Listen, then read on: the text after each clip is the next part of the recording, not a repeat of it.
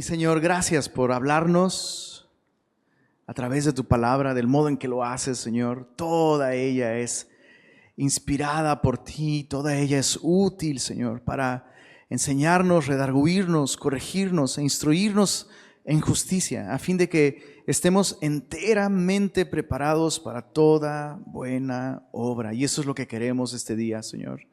No queremos cumplir con un checklist religioso de domingo. Ya fuimos a una reunión y listo. No, Señor. No queremos simplemente recibir información. Queremos ser transformados por ti, Señor. Danos un corazón receptivo. Danos un corazón humilde, Señor. No queremos ser sabios en nuestra propia opinión, pensando que nuestros caminos son rectos, Señor. No queremos engañarnos a nosotros mismos. Por favor, concédenos la verdad de tu palabra, resplandeciendo nuestros corazones y transformándonos a tu imagen como por tu Espíritu. Pedimos esto en el nombre de Cristo Jesús. Y Semilla Monterrey dijo, amén. Bueno, pues estamos en Éxodo capítulo 17. Y como ya te diste cuenta, Éxodo es un libro que trata sobre la redención, la libertad, la liberación por medio del pago de un precio. Dios ha librado a este pueblo llamado Israel. Y lo ha librado no solo para que no sea esclavo en Egipto, lo ha librado para que le conozcan, para que le sirvan, para que cumplan un propósito súper importante. En palabras de Jesús, Jesús dijo, la salvación viene de los judíos. Era una nación importante por ser portadora de esta promesa de que el Mesías, el Redentor de toda la humanidad, vendría a través de ellos. Pero Dios primero los redime, los rescata de Egipto y pues relativamente fácil, ¿no? Para Dios sacarlos de Egipto, pues dicen los gringos, easy cake, ¿no? Pan comido. Pero sacar Egipto de sus corazones, esa es otra historia, ¿verdad? Y comienzan estas historias a partir del capítulo 15, que se les suele llamar las historias del desierto, que son estos como episodios cortos que nos muestran distintos aspectos de la necesidad espiritual de Israel, de la necesidad de ser transformados en su mente, en su estilo de vida. Y en este capítulo 17, muy enfáticamente vemos las cosas que este pueblo necesitaba para crecer espiritualmente. Dios los sacó de Egipto, pero Dios no quería que toda la vida se percibieran como una nación de ex-esclavos, ¿sabes?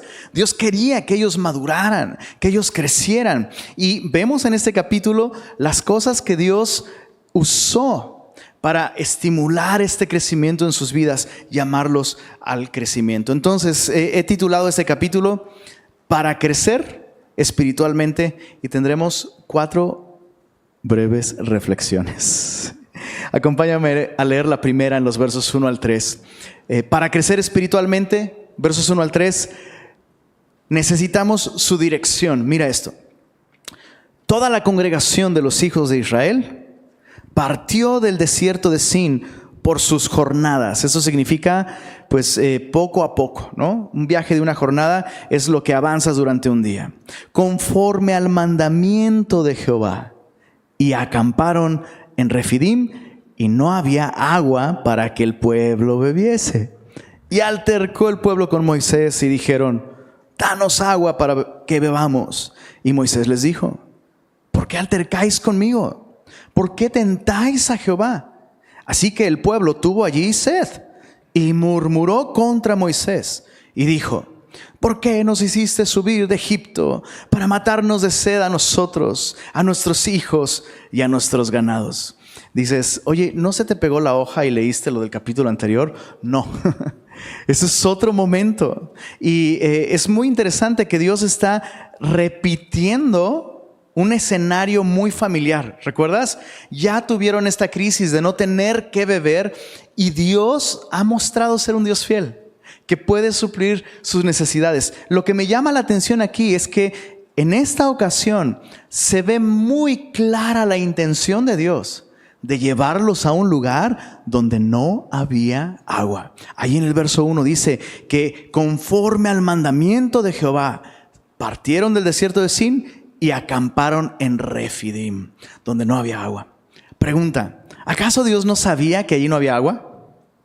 O sea, ¿será que Dios dijo, pues mira ahí, Refidim, que en su idioma original significa lugares espaciosos? Pues mira, vamos a ese lugar, es un lugar de descanso, un lugar espacioso.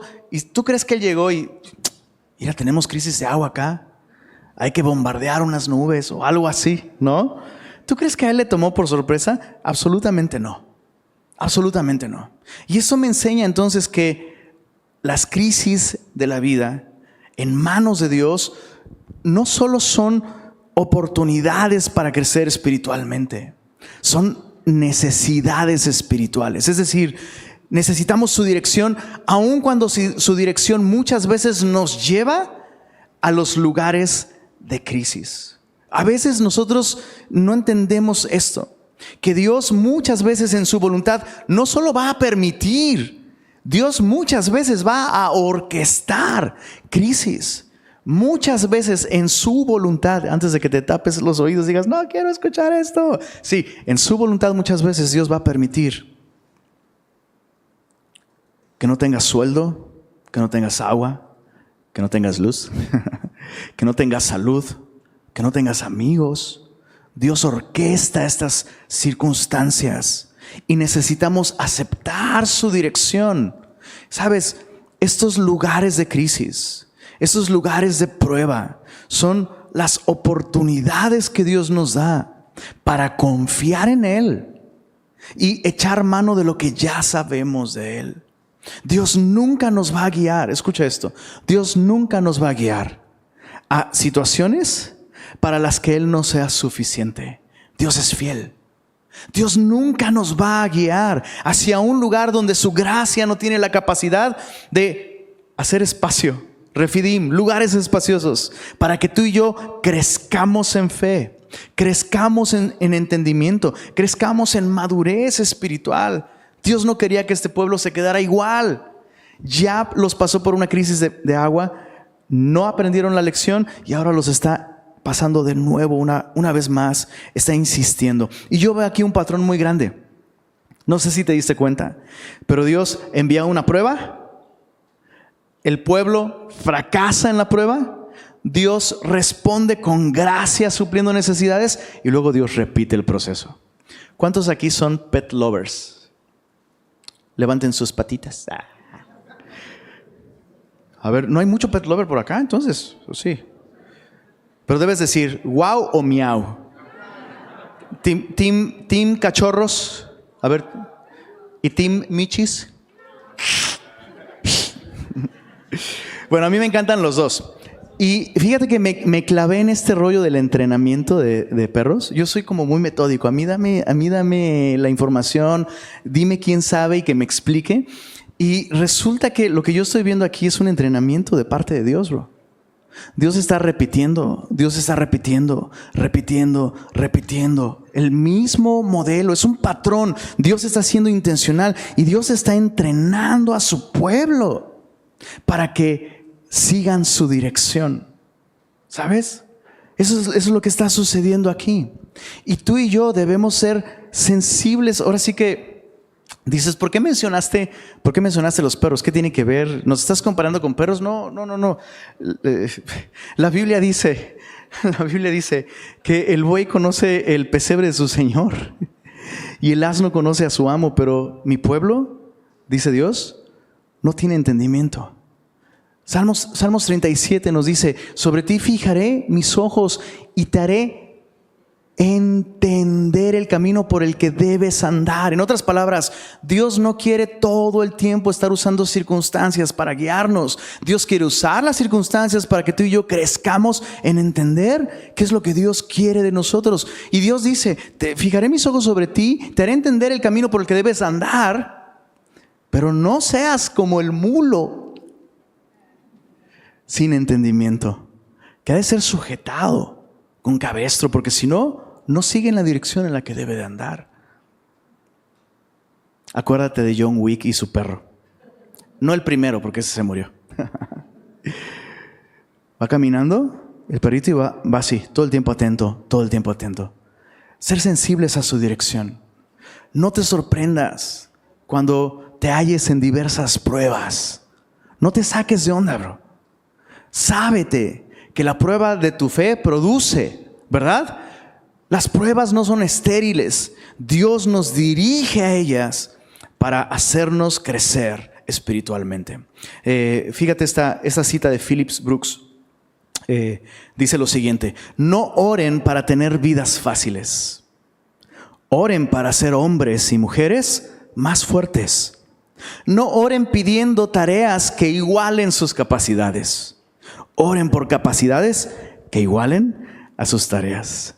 Dices, chale, ahí va toda mi lista de oración a la basura. Solemos orar: Señor, que no sea difícil, Señor, que no haya dificultades, Señor, que todo salga bien. ¿Y eso qué significa?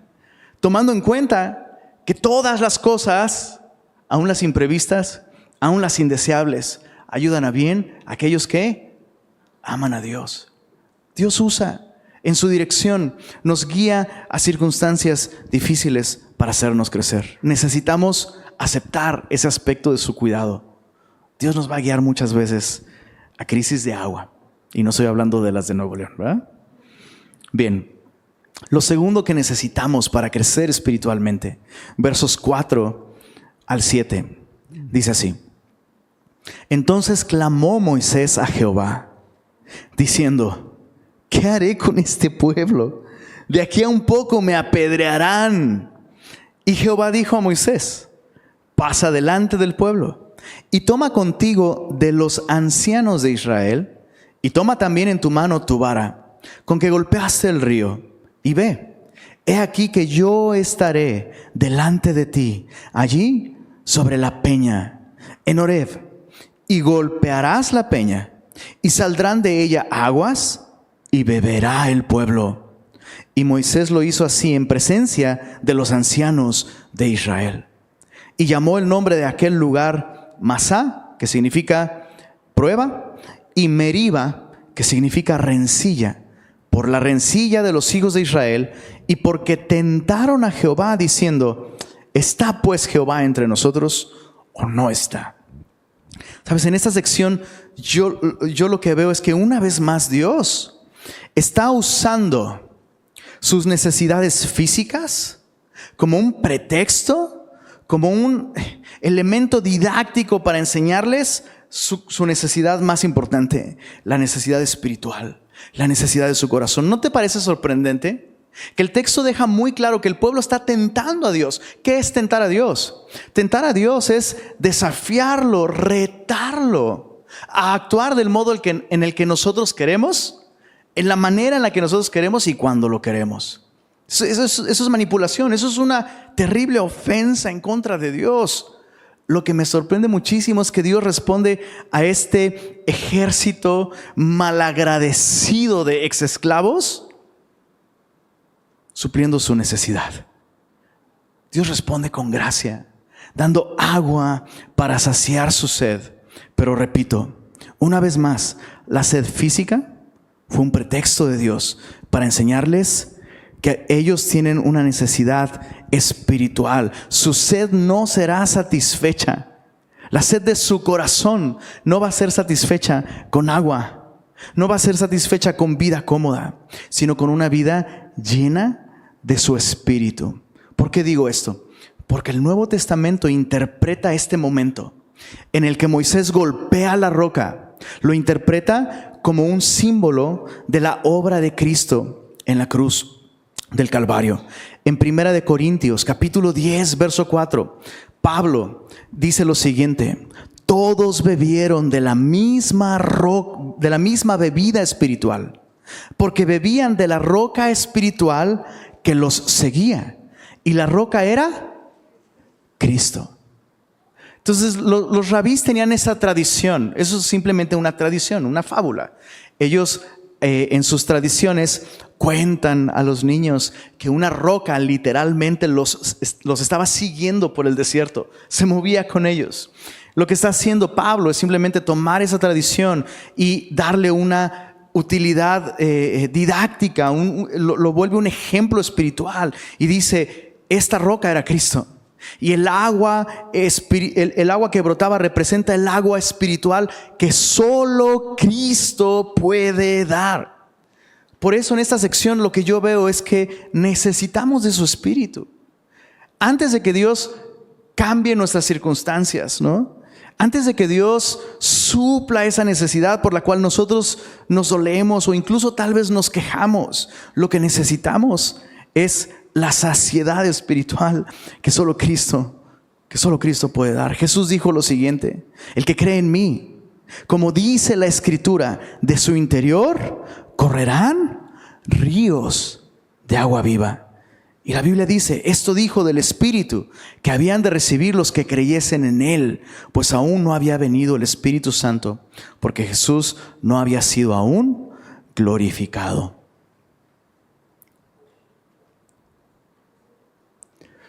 Si una persona vive quejándose, si una persona se queja y se queja y se queja, ¿tú puedes darle lo que pide? Y no va a dejar de quejarse. ¿Se entiende? Mira la vida política de nuestra nación. Queríamos un cambio. Tuvimos el cambio en lo exterior. Pero adentro no cambió nada. ¿Entiendes lo que estoy diciendo? Y si vivimos, o sea, me encanta cómo Moisés dice, hey, ¿por qué estás altercando con Dios? O sea, te estás quejando de mí, según tú, pero realmente tu queja es de Dios por enviarme a mí. O sea, ¿yo quién soy? Yo no soy el que te sacó de Egipto. Yo no soy el que puedo suplir tus necesidades. Pero tú te estás quejando de las circunstancias que Dios está permitiendo en tu vida. Y te lo voy a decir, esa es la parte que te dije, bro. Esa es la parte no linda de esta reflexión. La murmuración y la queja constante, las críticas, las difamaciones, las acusaciones, los chismes, siempre brotan de un corazón inmaduro o carnal que está insatisfecho espiritualmente. Insatisfecho espiritualmente. El problema de quien se queja no es aquello de lo que se queja. El problema de quien se queja está en su corazón. O sea, espositas, ¿cuántas se han quejado de su esposo? No levanten la mano. Ya vi a los esposos así temblar. No toques ese tema, ¿no? O sea, ay, si mi esposo fuera más esto o aquello, si mi esposo leyera más, si mi esposo hiciera esto, entonces me sometería a él o las cosas serían diferentes. No.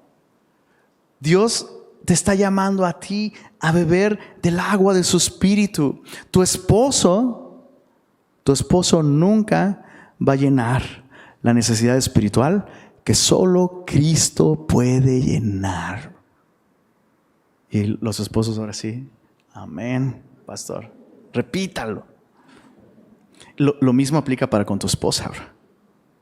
Solo Cristo puede satisfacer tu necesidad más espiritual. Lo mismo aplica para nuestro gobierno, o sea, incluso en lo civil, bro. Por eso la Biblia nos dice en Romanos capítulo 13 que nos sometamos a nuestras autoridades, porque no hay autoridad sino de parte de Dios. Pero nos quejamos del gobierno como si un cambio de gobierno fuera a solucionar el problema. El problema está aquí adentro de nuestro corazón, siempre insatisfecho, siempre quejándose. Cuando debería adorar, debería agradecer. Primera de Tesalonicenses capítulo 5, verso 17 nos dice que oremos sin cesar y que estemos siempre gozosos, siempre agradecidos, siempre dando gracias a Dios Padre. Entonces, la murmuración, las quejas, las difamaciones hacia mi jefe, hacia mi esposo, hacia mi gobierno, revelan que no estoy dependiendo de Dios, sino de esas personas. Déjame aclarar algo más ya que estamos aquí. Y este punto es importante. ¿Has oído esta expresión? Yo dependo de Dios, no de los hombres. ¿La has oído? Es una buena frase, pero pienso que la usamos mal.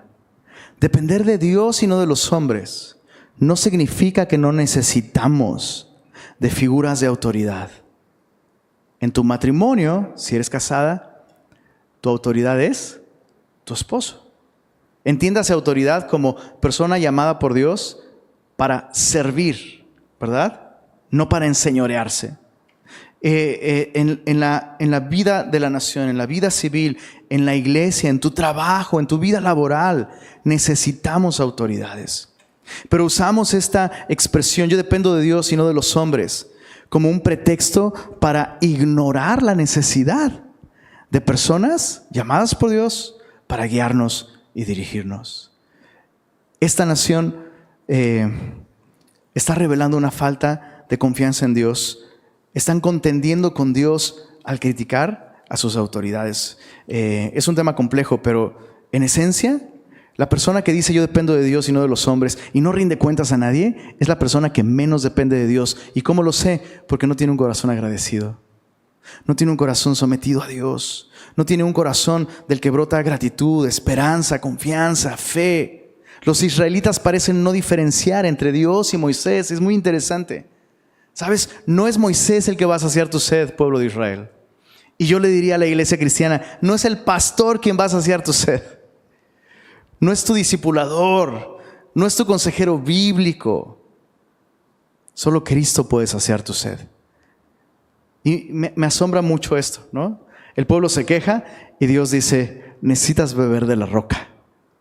Necesitas beber del Espíritu Santo, que puede entrar a tu corazón y sanar ese cáncer llamado ingratitud.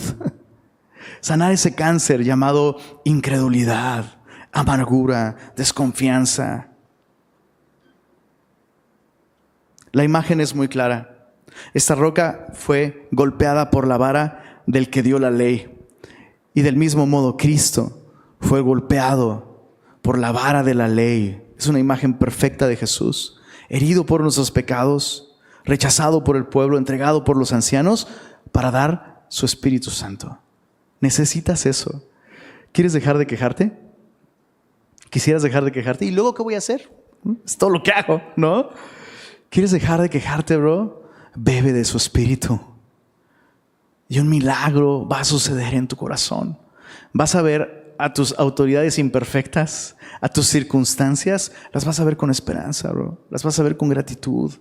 Las vas a ver con gozo. ¿No quisieras eso, bro? Yo quiero eso. Tercera reflexión. Necesitamos su dirección, aunque nos guíe a pruebas. Necesitamos de su Espíritu. Solo Cristo puede saciar nuestra necesidad. Y necesitamos, a partir del verso 8 al verso 13, las batallas correctas.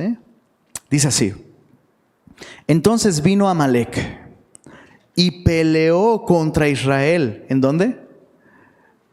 En Refidim. ¿No te llama la atención eso? Por mandato de Jehová acamparon ahí. Y justo ahí donde Dios los quería, llegó un ataque. ¿Quién es Amalec? Bueno, Amalec es descendiente de Esaú. ¿Se acuerdan de Esaú? El hermano gemelo malvado. Jacob y Esaú eran gemelos. Esaú es el que menospreció la bendición y cambió los bienes espirituales, ¿recuerdas? Por un plato de lentejas, ¿verdad? Y a partir de entonces hubo esta enemistad entre Esaú, que es un símbolo de la carne, y Jacob, que es un símbolo de la gracia y del Espíritu, ¿verdad? Y entonces Amalec es este descendiente que se levanta en contra de Israel y los ataca. Y dice el verso 9: y dijo Moisés a Josué, escógenos varones y sal a pelear contra Amalec. Mañana yo estaré sobre la cumbre del collado y la vara de Dios en mi mano. E hizo Josué como le dijo Moisés, peleando contra Amalec. Y Moisés y Aarón y Hur subieron a la cumbre del collado. Más adelante veremos quién es Hur. Hay un poco de discusión al respecto. No tiene caso el día de hoy resolverlo. Verso 11. Y sucedía que cuando alzaba Moisés su mano, Israel prevalecía. Mas cuando él bajaba su mano, prevalecía Amalec. Y las manos de Moisés se cansaban, por lo que tomaron una piedra y la pusieron debajo de él y se sentó sobre ella. Y Aarón y Hur sostenían sus manos, el uno de un lado y el otro del otro. Así hubo firmeza en sus manos hasta que se puso el sol. Y Josué deshizo a Amalec y a su pueblo a filo de espada. Es muy marcado otra vez el patrón, ¿verdad? Viene una prueba, no hay agua. El pueblo murmura, Dios responde con gracia, Dios sacia su sed y luego viene otra prueba. En esta ocasión yo veo a Dios usando este ataque sorpresa de un enemigo. Me sorprende mucho esto, que Dios pareciera que no solo permitió la batalla, sino Dios quería que esta batalla sucediera. Y yo hice varias preguntas, en mi libreta anoté varias preguntas, y la primera era, ¿no pudo Dios enviar al ángel de la muerte? ¿Otra vez? Pues claro, ¿no? ¿No podía esta nube de gloria ponerse en la retaguardia y proteger al pueblo? Claro que sí. Entonces esto me enseña algo muy importante, que Dios muchas veces, siempre oramos que Dios nos libre de las batallas, ¿verdad? Señor, líbrame de las batallas espirituales, líbrame de mis enemigos. Y pensamos que la manera de librarnos de nuestros enemigos es nunca enfrentándolos. Pero Dios no está interesado en librarnos de las batallas. Muchas veces Dios quiere librarnos en la batalla. ¿Se entiende lo que estoy diciendo? Voy a dejarme de andar con rodeos. Algunas veces Dios quiere que te subas al ring y te eches el tirito. La vida espiritual y el crecimiento espiritual no se va a dar a menos que pelees las batallas que tienes que pelear. Hay enemigos que tú tienes que enfrentar, bro. Sí o sí. Y Dios no va a pelear esas batallas por ti. Porque Dios es varón de guerra. ¿Cómo crees que Dios va a criar a sus hijos? Como personas que están dispuestas a entrar al campo de batalla y pelear las batallas correctas. O sea, fíjate, Israel está peleando contra Dios, está peleando contra sus líderes, mientras el verdadero enemigo está preparando un ataque brutal. Chécate Deuteronomio capítulo 25. Deuteronomio capítulo 25, verso 17. Describe el ataque de Amalec. Deuteronomio 25, versos 17 y 18. Dice así: acuérdate de lo que hizo Amalec contigo en el camino, cuando salías de Egipto, de cómo te salió al encuentro en el camino y te desbarató la retaguardia de todos los débiles que iban detrás de ti, cuando tú estabas cansado y trabajado, y no tuvo temor, ningún temor de Dios. Entonces fíjate cómo mientras Israel está peleando las batallas equivocadas, un enemigo que ellos no esperaban, pero Dios sí, les desbarató la retaguardia. El texto no es explícito, pero evidentemente personas murieron. Los cansados, los fatigados, los más débiles, muy probablemente infantes, que son los que pueden avanzar a un ritmo mucho más lento que el resto, ¿sabes? Y a mí esto me enseña algo súper importante. En primer lugar, te decía hace rato, Dios no siempre te va a librar de la batalla, pero Dios siempre te va a librar en la batalla. Y eso significa que Dios muchas veces quiere que tú te subas al ring. ¿Te acuerdas de este momento en la vida de Pedro? Cuando Jesús se le acerca y le dice: oye, Pedro, ¿te lo cuento o no te lo cuento? Y Pedro le dice: pues dime, Señor, ¿qué? Fíjate que Satanás te ha pedido para zarandearte como a trigo, bro. ¿Y qué le dijiste, Señor? Dime que hiciste, lo reprendiste, lo ataste, lo echaste fuera. Estoy orando por ti, bro, para que tu fe no falte, para que no te falte fuerza, no te falte vigor, no te falte el valor de enfrentar la batalla que tienes que enfrentar. Perdón, yo veo a muchos así como si no les cayera el 20, ¿eh?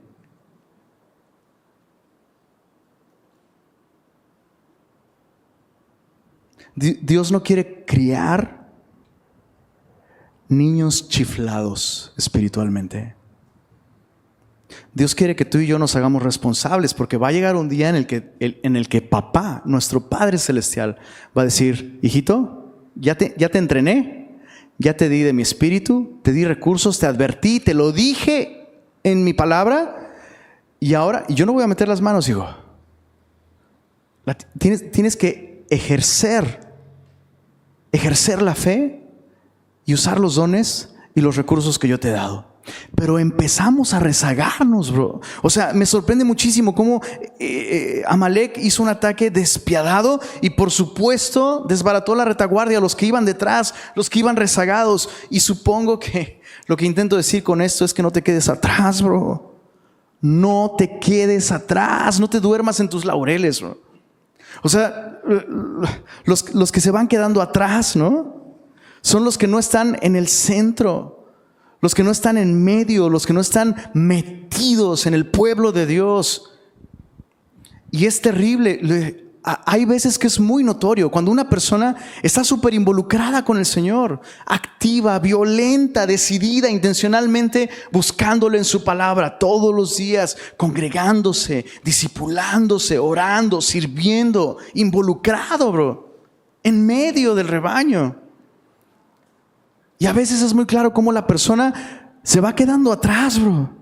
Se va quedando atrás. Ya asistí a muchos estudios, ya voy los domingos, ¿para qué voy el miércoles? Puedo ir el miércoles, pero ¿para qué si ya voy los domingos? Ya hice mi devocional 40 días seguidos, ¿ya para qué? Un descanso. O sea, te vas quedando atrás y de pronto viene el ataque, bro. Viene el ataque. Y tu matrimonio, tu familia, tu ministerio sufren las consecuencias. No te rezagues, bro. Mantén el paso. Sigue adelante. Comprométete, involúcrate, métete con el Señor. Haz de buscar al Señor tu prioridad, porque viene la batalla, bro. Tenemos un Dios que nos prepara para eso, bro. Para librar las batallas. Primera de Timoteo capítulo 6 verso 12 nos dice: pelea la buena batalla de la fe, echa mano de la vida eterna, a la cual asimismo fuiste llamado. Dios ya nos ha preparado, Dios ya nos ha dado recursos. Y Dios, lo voy a decir de nuevo, bro, Dios no va a impedir la batalla que viene a la vuelta de la esquina en tu vida. O sea, sería maravilloso ver la cartelera espiritual, ¿no? La cartelera espiritual de las próximas peleas. 1 de agosto, Iván contra el afán y el estrés. No te la pierdas.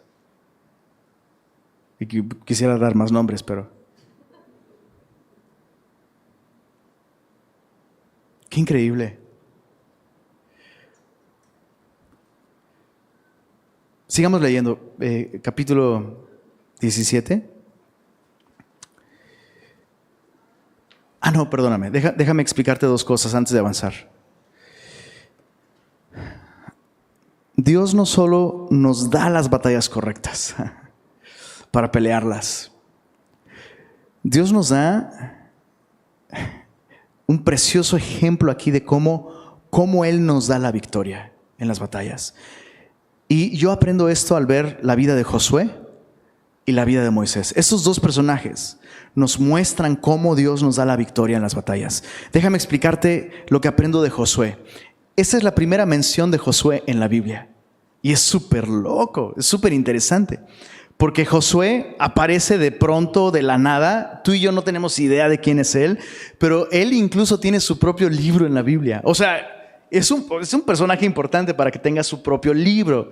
Es el mismo Josué del libro de Josué que se encarga de introducir al pueblo a la tierra prometida. Entonces lo que Moisés no pudo hacer, Josué lo va a hacer y va a tener éxito al hacerlo. ¿Quién es este Josué? Bueno, es un tipo de Jesucristo. Es una persona real, literal, pero es una persona que representa a Jesucristo. Es un tipo de Jesucristo quien hizo entrar al pueblo a la tierra prometida y les hizo heredar lo que Dios prometió, así como Cristo nos hace entrar en la vida del Espíritu y nos hace recibir la salvación que Dios prometió. Es un tipo de Jesucristo al venir como siervo. ¿Sabes? Lo primero que aprendemos de Josué es que estaba para servir a Moisés. Y lo confirma Éxodo 24. Mira, Éxodo 24, verso 13. Dice así. Éxodo 24, versículo 13. Dice, y se levantó Moisés con Josué, y dice ahí, su servidor. Y Moisés subió al monte de Dios. Entonces, ¿quién es este Josué? Servidor de Moisés. Y en eso representa a Jesús también, que vino no para ser servido, sino para servir y dar su vida en rescate por muchos. O sea, Josué entró al campo de batalla y estuvo dispuesto a librar esa batalla para salvar a su pueblo. Pero además de ser un ejemplo o un tipo de Jesucristo, es un ejemplo para nosotros. Es un ejemplo para nosotros de cómo Dios nos da la victoria, estando dispuestos a servir. ¿Sabes? Moisés no le pidió a Josué que él se encargara de librar esta batalla nada más porque sí. Es evidente que Moisés, a través del servicio constante de Josué, Moisés no solo identificó su carácter, su fidelidad, su valor, su diligencia, sus dones. Este mismo servicio de Josué le capacitó para poder suplir esta necesidad. Lo que quiero decir con esto es que Dios nos da la victoria en la medida en la que tú y yo estamos dispuestos a servirle. Una persona que sirve al Señor, y quiero aclarar esto porque sé que puede malinterpretarse. Estoy convencido de que no todos están llamados a servir en la reunión de la iglesia. Que quede muy claro esto. No todos estamos llamados a servir de esa manera, pero todos estamos llamados a servir. Y servir a Dios. Hace algunas semanas lo veíamos. ¿Cómo le puedes servir a Dios? ¿Cómo puedes servirle a Dios, bro? Es imposible. ¿Qué necesita Él de ti y de mí? Que Él no pueda hacer simplemente con la palabra de su poder. Entonces la única manera de servirle a Dios es servirle a otros, bro. Es la única manera de servir a Dios. Y cuando tú y yo servimos, Dios nos entrena y nos capacita para las batallas que vienen, bro. O sea, no todo se trata de recibir estudios bíblicos. Bro, gloria a Dios que estás aquí cada domingo. Gloria a Dios que perseveras en eso, me encanta. Pero si no estás aplicándolo para servir a otros, no vas a estar listo cuando venga la batalla. Y me encanta Josué, ¿no? Que Moisés le dice, oye Josué, aviéntate este tiro, bro. Y Josué no dice, déjame orarlo, a ver qué Dios me dice en mi devocional estos próximos 2-3 días, ayuno y ya después, lo platico con mi esposa y ya luego te digo, ¿no? No, Josué sabe que Dios lo ha capacitado para esto y Josué dice, voy. Dios me ha dado un don, Dios me ha dado un llamado y voy a cumplir con su invitación a librar esa batalla. Un gran ejemplo. Dios nos da la victoria en la medida en la que tú y yo servimos constantemente. Pero Moisés es otro personaje que me enseña cómo Dios nos da la victoria. Y una vez más, Moisés es un tipo de Jesucristo, por supuesto, quien subió a lo alto de una colina, el monte Calvario, donde levantó sus manos para ser clavado a un madero. Y vemos a Moisés levantando sus dos manos, ¿no? Levantando la vara de Dios. Yo tengo un dibujo aquí en mi Biblia. Ahí luego te lo enseño si quieres. Tengo a Moisés levantando sus manos con la vara en sus manos y lo que ves es un crucificado. Evidentemente esta era una imagen del futuro, de cómo Moisés nos daría la victoria Jesús, un tipo a quien representa Moisés, nos daría la victoria subiendo a una colina, extendiendo sus manos para ser clavadas por nuestros pecados. Pero además, el día de hoy, Jesús sigue en lo alto, intercediendo por nosotros, así como Moisés estaba intercediendo por su pueblo, para que tuviera energía, valor, fuerza para enfrentar la batalla y salir victoriosos. La Biblia nos dice que Jesús puede salvar perpetuamente a los que por Él se acercan a Dios, viviendo siempre para interceder por ellos. Así que no te preocupes. Batalla que venga a tu vida, Jesús está orando que tu fe no falte. Está intercediendo por ti. Y yo me imagino a Josué en ese campo de batalla, allí en el valle, levantando los ojos y viendo a Moisés levantando sus manos, ¿no?, en oración, intercediendo por el pueblo. Y veo cómo eso impactó a Josué y al ejército. ¿Qué nos enseña esto a nosotros de manera práctica? Pues que así como Moisés intercedió por el pueblo para que prevaleciera, Dios nos da la victoria en la medida en la que tú y yo dependemos de Él a través de la oración. En otras palabras, si no oras, no hay victoria, bro. Y no se trata de convencer a Dios para que nos dé la victoria, ¿se entiende? No es que al orar y ir tachando todos los días, hoy oré, le enseñamos a Dios, mira, ya me gané la victoria. No, es que al orar estamos dependiendo de Dios. Y honestamente, creo que es el ministerio más descuidado. Y por eso, como cristianos, vivimos vidas derrotadas, ¿no? Vivimos siempre temerosos del futuro, temerosos de las pruebas, porque no estamos fortalecidos por medio de la oración. ¿Sabes? Dios desea impartir su gracia, su fuerza, su espíritu, en la medida en la que tú y yo nos relacionamos con Él a través de la oración. La Biblia te deja algo siempre. ¿Estás de acuerdo? Lees la Biblia y tienes algo. La oración no te deja, entre comillas, nada. Porque es vaciarte de ti. Es vaciar tus preocupaciones, vaciar tus necesidades delante de Dios. Y Dios tomando el control.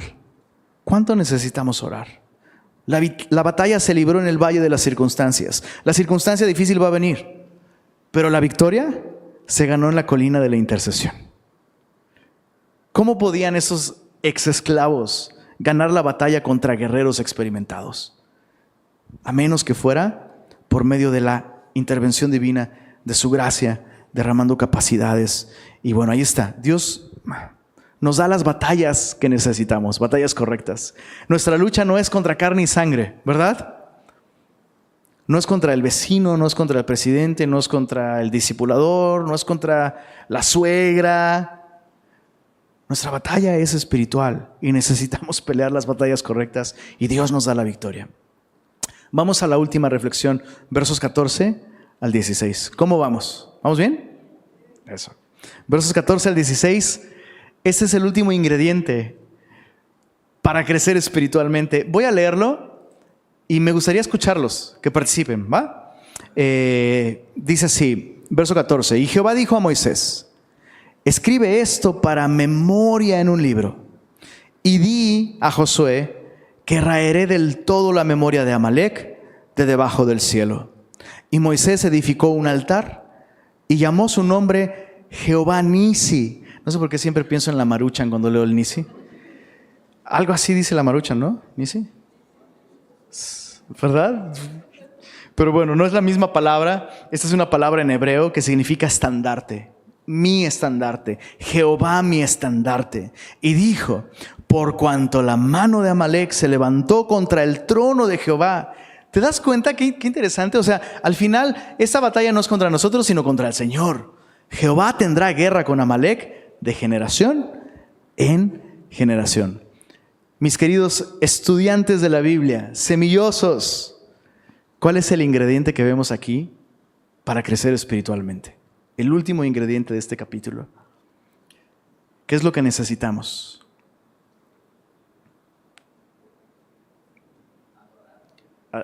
Adorar. Muy bien. Medio punto. Háganle un descuento ahí en librería. Muy bien, Iván. Memoria. Ahí está. Necesitamos memoria. Necesitamos una buena memoria. Míralo, ahí está en el verso 14. Jehová dijo a Moisés, escribe esto. ¿Ya se te olvidó? ¿Ya ves? Para memoria en un libro. Esa es la primera mención de el orden de Dios a Moisés de que llevara un registro escrito. Y gracias a eso tenemos este registro, ¿verdad? Pero, ¿será que sí necesitamos una buena memoria para crecer espiritualmente? Pues mira este pueblo. Constantemente olvida lo que Dios ha hecho por ellos, las lecciones que Dios les ha enseñado por medio de cada experiencia. Olvidan quién es el enemigo, olvidan lo que Dios ha prometido. Constantemente este pueblo olvida, una y otra vez olvida las cosas que debería recordar. Y el remedio de Dios para que tú y yo no tengamos esa amnesia espiritual son dos cosas. Dos cosas para tener una buena memoria. Número uno, un libro para no olvidar. ¿Cuál es ese libro? Para no olvidar, bro. Dios nos ha dado este libro para que tú y yo no olvidemos quién es Dios y quiénes somos nosotros, bro. Descuidamos la lectura de este libro un solo día, bro, y empezamos a pensar mal, empezamos a interpretar mal la vida, nuestras circunstancias, a nosotros mismos. Nos empezamos a percibir a nosotros mismos como no tan malas personas. Empezamos a quejarnos de todos están mal menos yo. Necesitamos este libro para no olvidar. Léelo todos los días. Pero hay algo que me llamó la atención aquí también. No solo necesitamos leer este libro. Dice ahí, verso 14. Y Jehová dijo a Moisés, leamos la primera palabra todos juntos. 1, 2, 3. Escribe. ¿Cuántos aquí saben escribir? ¿Cuántos saben escribir? Levanten su manita. ¿Y por qué no escriben?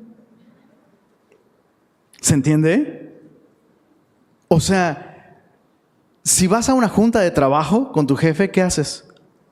Tomas nota. Si vas a hacer una super receta nueva, ¿qué haces? Tomas nota. Si tu esposa te manda al súper, si te ofreces a ir al súper, ¿qué haces? Tomas nota, porque esas cosas son importantes. ¿No será mucho más importante que tú y yo recordemos las cosas que Dios nos enseña en su palabra? Yo tengo esta convicción, te la paso al costo, si la quieres, a mí me ayuda mucho, bro. Si no escribes, no es devocional, bro. O sea, este devocional diario que hacemos, si no escribiste, eso no fue un devocional.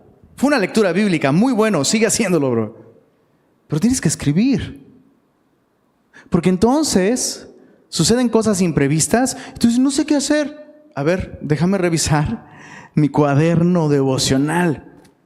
Y descubres que por semanas Dios ha estado desarrollando una conversación que te preparaba para lo que sigue. Pero lo olvidamos. ¿Cuál es la manera de no olvidarlo? Escribe, bro. No es promoción para las libretas, escribe, Si escribes en una escribe, yo creo que recuerdas el doble, pero tienes que escribir.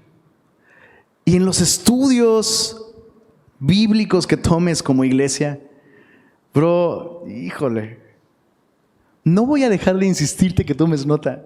El día que seas Alex Aguad, ya no voy a insistirte a que tomes nota. ¿Sabes quién es Alex Aguad? Es un pastor en Semilla de Mostaza, México, un querido amigo que por cierto va a venir pronto a visitarnos, Semilla Monterrey. Nos la vamos a pasar muy bien con Alex, un excelente maestro de la Biblia. Y cuando estudió el Instituto Bíblico, no tomaba notas de nada, bro. Cuando se sentabas atrás y así, acariciando su barbita. Entonces este cuate va a tronar, pero como chinampina. El cuate lo sabe. De verdad, él dice que no, pero yo creo que tiene memoria fotográfica. Él dice que no. Pues su memoria es así brutal. Y su vida, bueno, ya lo vas a conocer. El día que seas Alex Aguad, te voy a dejar de insistir en que escribas. Toma nota, bro. Toma nota. Hazlo en tu celular, hazlo en la aplicación si quieres. ¿Sabías que puedes tomar nota en nuestra aplicación? Está bien chido. Acércate y te enseño cómo. Toma nota para no olvidar. Pero sabes, para recordar y para no olvidar lo que Dios ha hecho en nuestra vida, no es suficiente tomar notas. Porque puedes tener un mueble lleno de notas, bro. Pero si no estás levantando un altar de adoración, ¿de qué sirve, bro? ¿De qué sirve tomar notas que se empolvan en un mueble mientras no adoramos a Dios, mientras no exaltamos al Señor? O sea, Moisés no edificó un altar a Josué, Moisés no levantó un monumento a la batalla de Refidim o a sí mismo. No, Moisés edificó un altar para darle crédito al Señor. En palabra del salmista, bendice, alma mía, al Señor, y no olvides ninguno de sus beneficios. Es una exhortación bíblica que vemos a lo largo de todas sus páginas. Fácilmente olvidamos quién es Dios, lo que Él ha hecho por nosotros.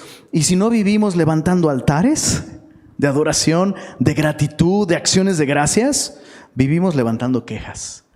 Dios no quiere eso para nosotros. Que de nuestros labios salga la adoración que Él merece, porque Él es bueno y para siempre.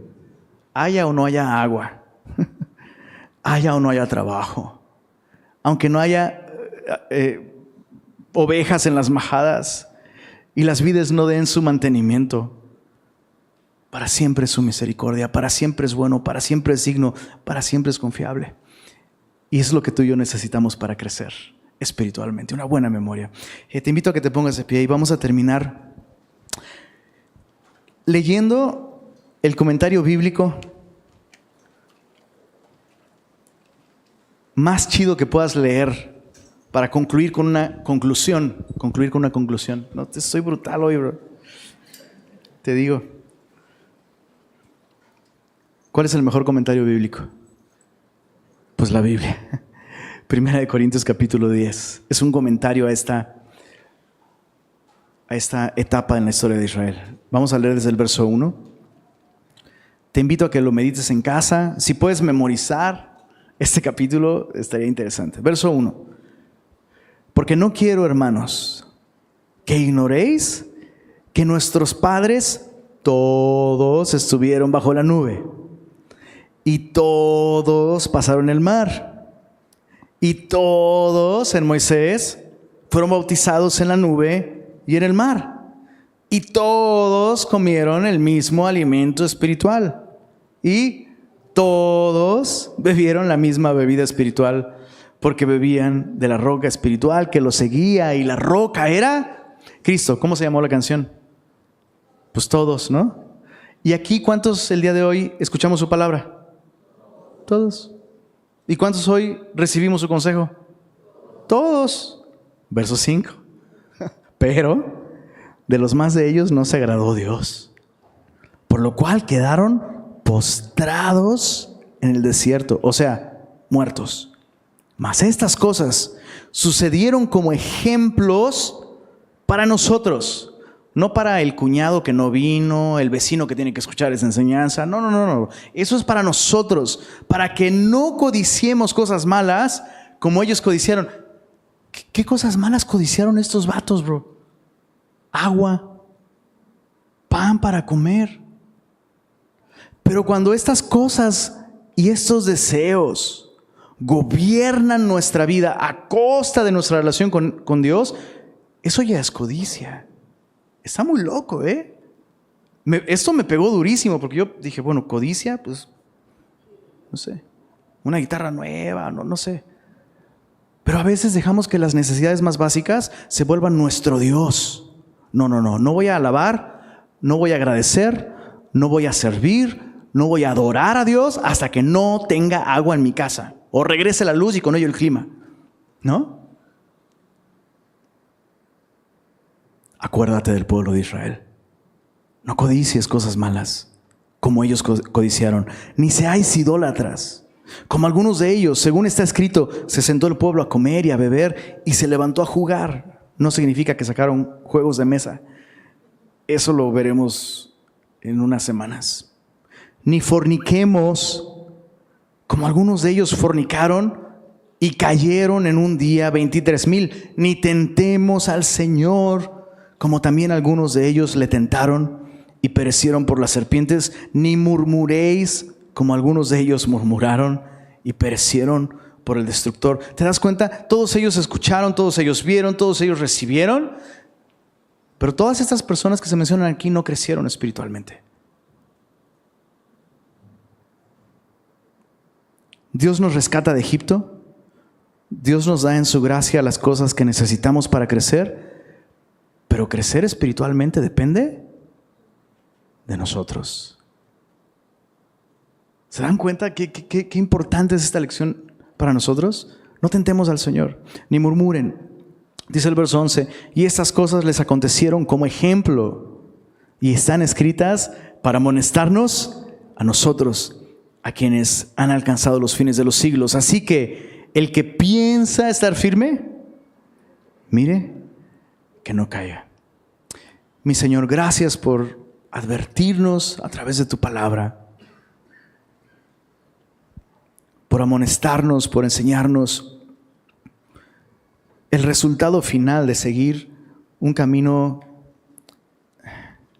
de incredulidad, de insatisfacción, de queja.